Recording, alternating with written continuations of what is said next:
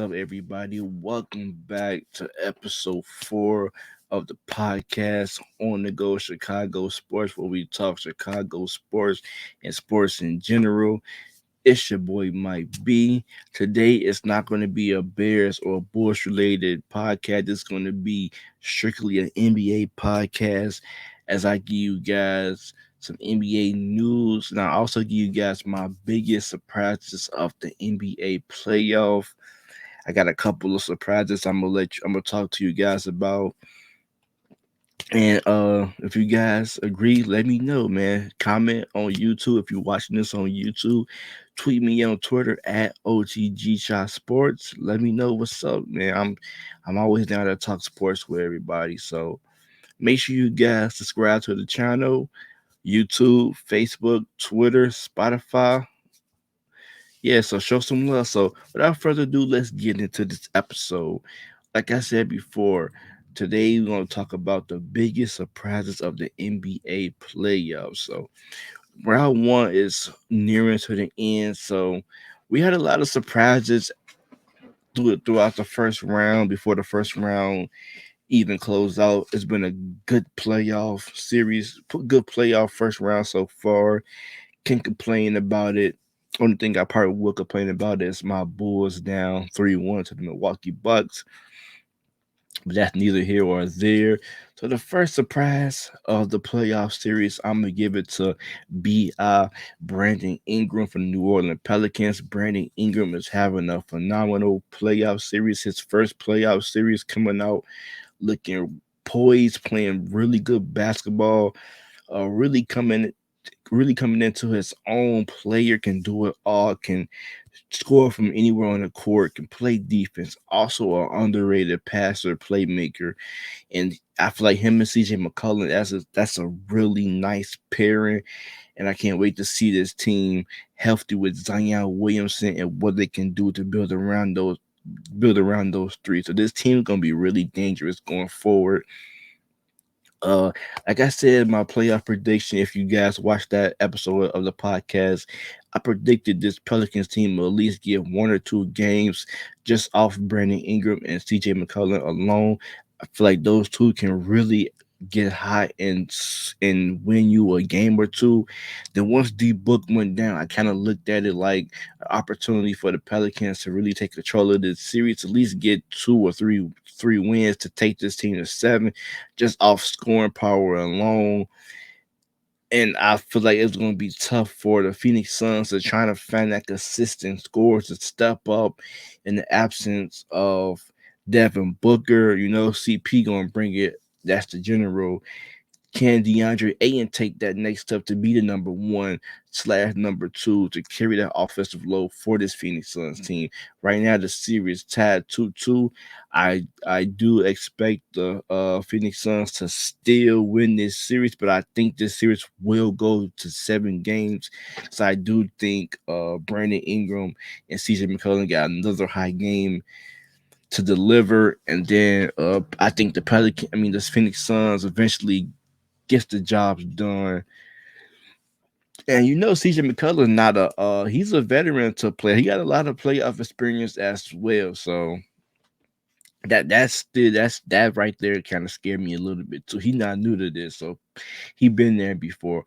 He been through a lot with his time with Portland. So yeah, that's my biggest surprise. Brandon Ingram, 30 points per game, 6 rebounds and 5 assists, really showing out this playoff series. So Pelicans fans really have something to look forward to next season. This is a really nice uh big three when Zion come back and hopefully he's healthy.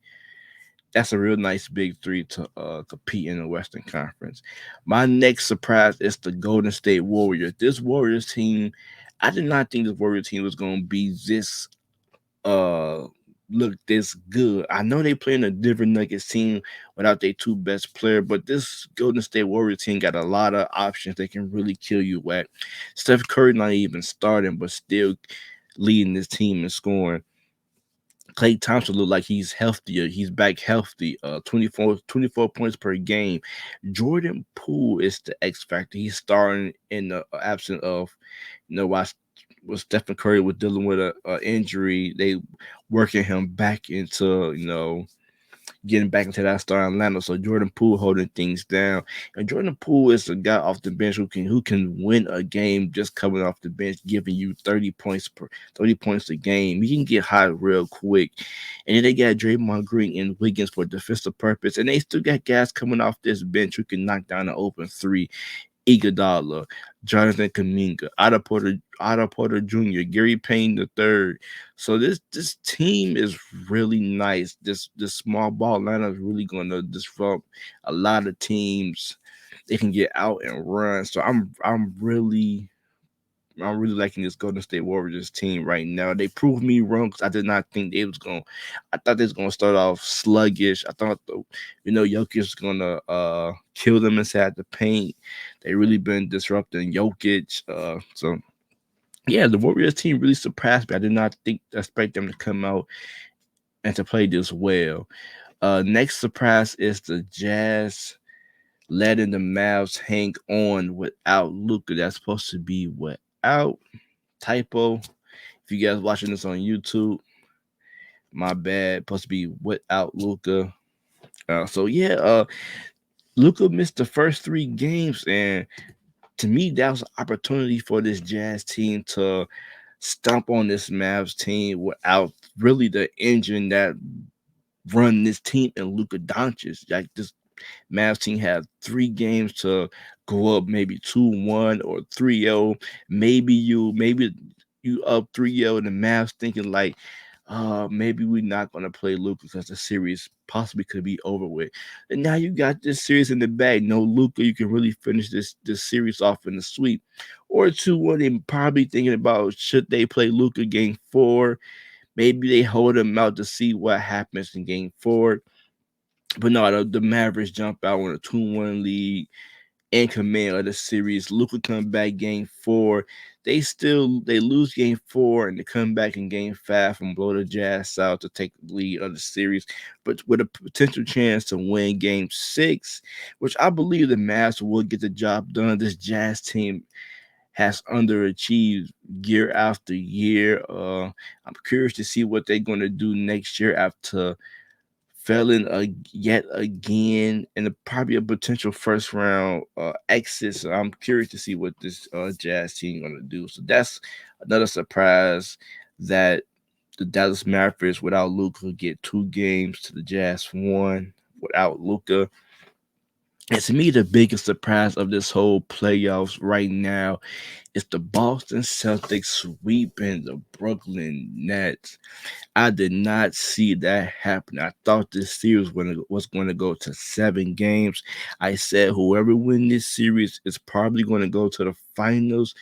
But man, this Boston team defense is for real. They showed you that maybe people said, "Oh, they playing certain opponents. That's why they're playing so good." But this series, game 1 through 4, their defense really showed you why they're the number 1 defense in the league. Kevin Durant's shots attempts. Game 1, he was 9 from 24. Game 2, he was 4 for 17. Game 3, he was 6 from 11.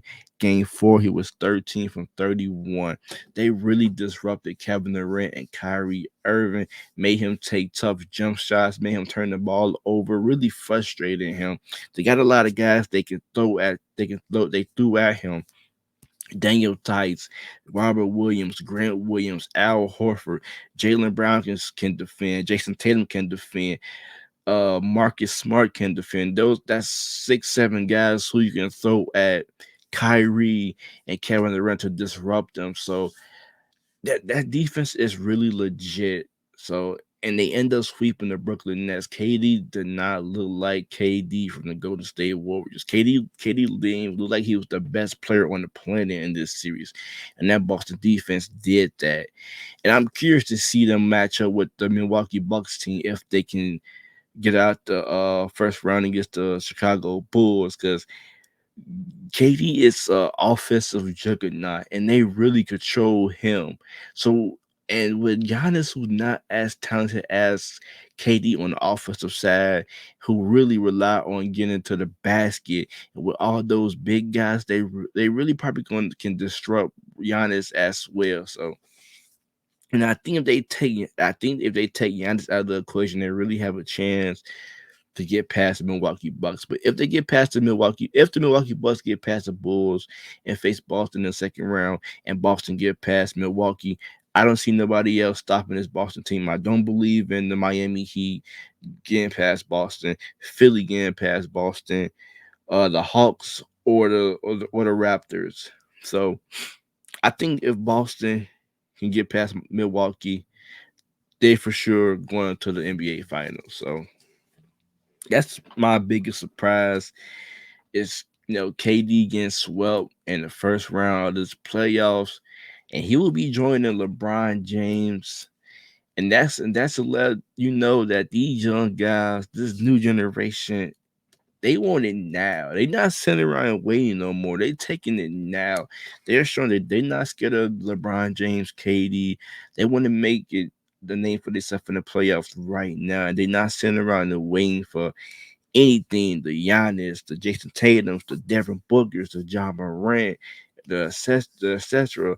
Like these young guys, they're not playing no more. They want it now. And I'm curious to see how KD and LeBron bounce back next year because these young guys, I don't think they fear LeBron James or Kevin Durant anymore like they used to. Like how Jason Tatum rookie year, he's not a rookie no more. So yeah, other news, a couple of awards been announced. We got the Rookie of the Year award with the Scotty Barnes, which if you saw my awards prediction, that was my pick. Well deserved. I feel like he had a really good rookie season, played consistent throughout the whole rookie year, was really a main factor for that Toronto Raptor team, guarded 1 through 5. So I'm not mad at him taking home the award. I feel like he deserved it. Not saying Cade Cunningham or Evan Mobley did not deserve to win, but I feel like as a overall, the whole season, he was the most consistent between the three. So yeah, congratulations to Scotty Barnes. Defensive Player of the Year went to Marcus Smart. That was another one of my picks I choose to win Defensive Player of the Year. Like I said before, that Boston defense is amazing, and he is the driving force of that defense. So it was only right to award him, and it was nice seeing a guard win the award. It's only since Gary Payton, so that tells you like that's so long, how long ago that was. And then last but not least was most improved, which was John Morant. Which not to toot my own horn, that was another one of my picks that I choose to win. Which he did. He gave his award to Desmond Bain, which I get it. He was a second overall pick, so we expected this jump for John Morant. So that's why I kind of was thinking that he wasn't going to win the award, but I still choose him to win the award just off the season he had. But he ended up giving it to Desmond Bain, which I feel like that was a solid move by John Morant. If John Morant wasn't going to win, it was going to be between Desmond Bain and Jordan Poole. So I'm cool with either one winning. So those are the awards that has been announced right now. I kind of don't like the trophies. I feel like they kind of was lazy on this year, just like it's a round ball. I feel like it could have been better, but not to shit on them, but I feel like it could have been a tad bit better. And before I get up out of here, I'm gonna update you guys on the playoff series. Each series starting with the Phoenix Suns and the Pelicans. That series is tied 2-2. They head into the Phoenix to play Game 5. Dallas, Utah. Dallas up 3-2. Golden State, Denver. Golden State lead that series 3-1. Memphis and Minnesota, which has been an amazing series so far. That series is tied 2-2.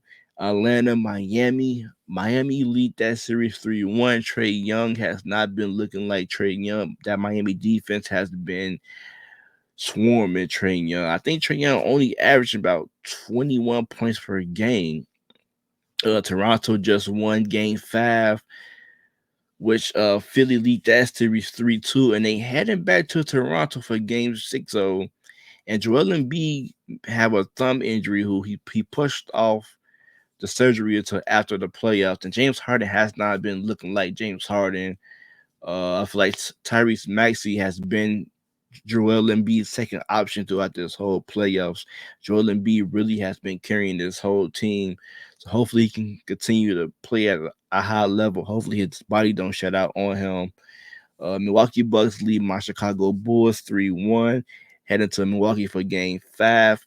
Bulls Nation, man. Bulls win this Game 5 for me, man. And Boston Celtics was the first team to advance after sweeping the Brooklyn Nets 4-0. And they the only team in the second round just chilling and resting up. And that is the playoff update as of today. Today is Tuesday. So that's it. That's all I got for you guys today. Hope you guys enjoyed this episode. Let me know what you guys think about my NBA playoff surprises. Or you can comment on YouTube, or you can tweet me on Twitter, like I said, at OTG Sports. It's your boy Mike B. It's been a wonderful episode. I see you guys next week for another episode of the podcast. You guys stay safe and stay blessed.